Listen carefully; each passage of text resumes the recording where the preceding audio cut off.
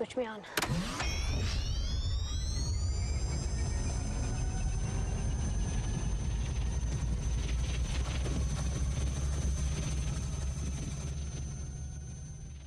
Hey everybody, welcome back to the Proton Pack is Not a Toy. My name is Matt, and this is episode 2 of the Venkman conversion, where I'm changing certain aspects of my pack to match the Ghostbusters 2 Venkman Hero Pack. In the last episode, I just kind of did an introduction and then made one small change with the brass washers on the booster frame, and today I'm going to make 3 changes. So I'll talk about them as we go along, and let's go ahead and get to it.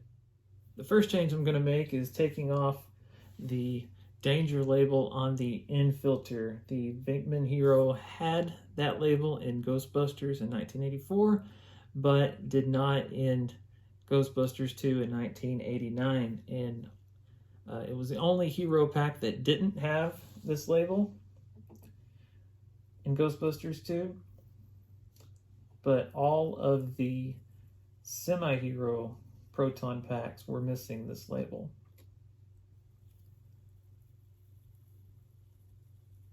There are also a few other label discrepancies that we'll get to in later episodes, but for now I'm just going to take that one off. This does have a sticker / label here that needs to be changed to a dry rub transfer that I'll also do in a later video. The next thing I'm going to do is take off this Sage resistor on the ion arm and replace it with a Dalohm Resistor. The Dalohm Resistor was on the Venkman Hero Pack, and when they took it off and built the semi-hero packs, they made resin copies of the 2 resistors on either side here. And those were put on all of the semi-hero packs as well as on the Venkman Hero Pack. You can still see some of the air bubbles in the resistors that are on the Venkman Hero today. I'm taking creative liberties here. I wanted to have real resistors on my pack, and so I have a real resistor that I got from GBHQ Parts Depot, and what I did was I took an extra small Clippard barb and put that on top here. Now the one that is on the Venkman Hero Pack has a Clippard barb on it because it's resin. It doesn't have the real barbs coming out of the resistor. So I assume it has one on either end, but one is covered by the small little split loom boot there. But I wanted to replicate the look with the barb on there, with not necessarily having a resin copy. So what I did was I trimmed the bottom off of a Clippard barb that I had for one of my Max factory parts. I'm going to eventually buy a bag of these and replace it later, but I didn't have any extras, so that's what I did. And I just used some side cutters, took off the threading there on the bottom, and hammered it down to get it nice and flat, and it's real snug on there. I didn't even have to glue it, because it has a kind of a beat up barb underneath it there. So what I'm going to do now is take off this one. The one I have on there is, I believe, accurate to the Spengler Hero Pack.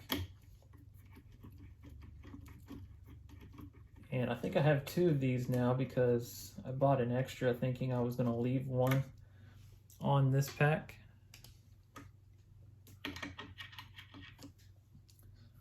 But I decided to do the Venkman conversion and it needed a different one.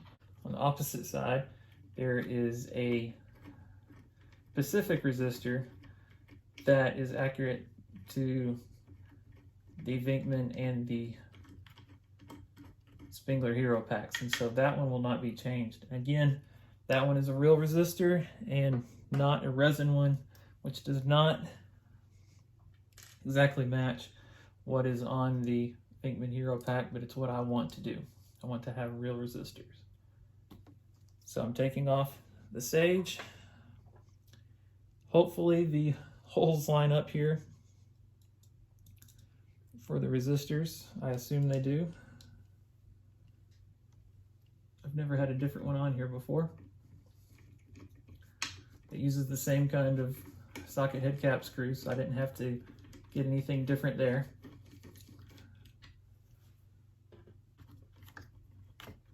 And it does line up nicely.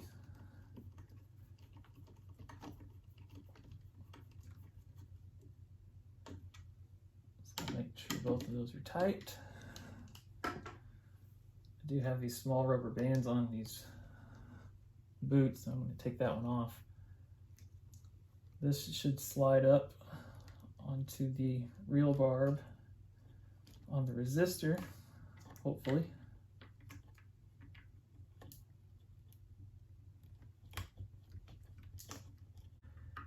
This one should pop right on.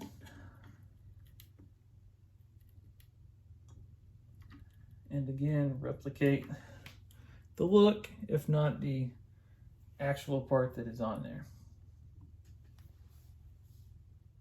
The last change I'm going to make today is to take off this Ni-Coil green hose and replace it with Clippard green. A friend of mine that watches the channel sent some of this to me, and I got about 7 3/4 inches of this, so enough hopefully to replace not only what is right here on the rear cylinder, but I also trimmed off 1 inch to put over there on the lever extension. So we'll slip that one off first. Replace him.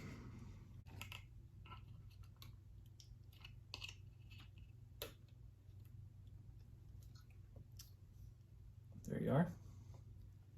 And now this might be a little bit of a problem to get off because these barbs hold on pretty tight, so I might have to make a cut here.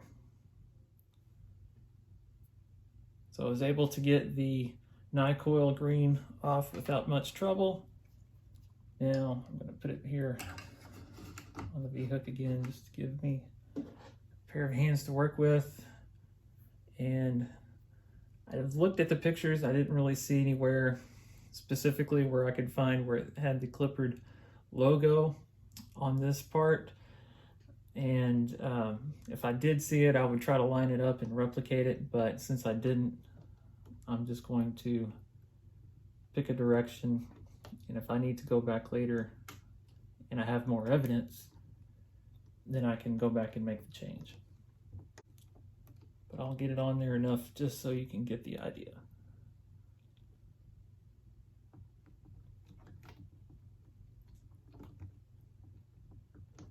Like I said, I got 6 3/4 inches of hose right here, and that looks to be just about the right length.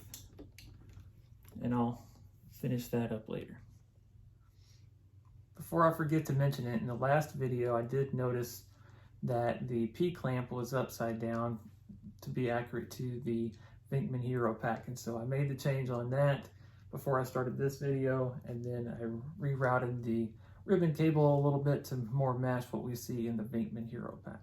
So that's going to be about it for episode 2 of the Venkman conversion. I do want to mention one thing.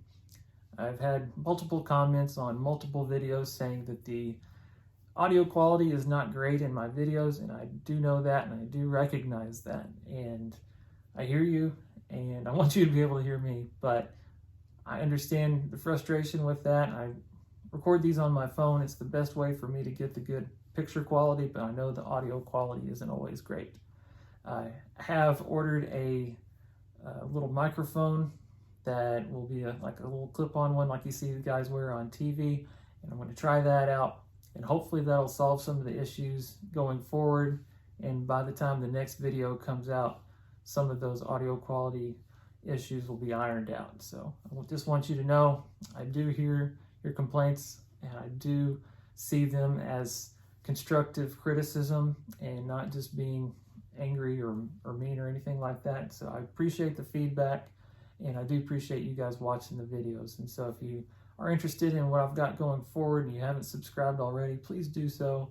And if you enjoyed it and you made it this far in the video, if you'd hit the like button, I would appreciate it. And I'll see you guys in episode 3 coming up. Have a good day.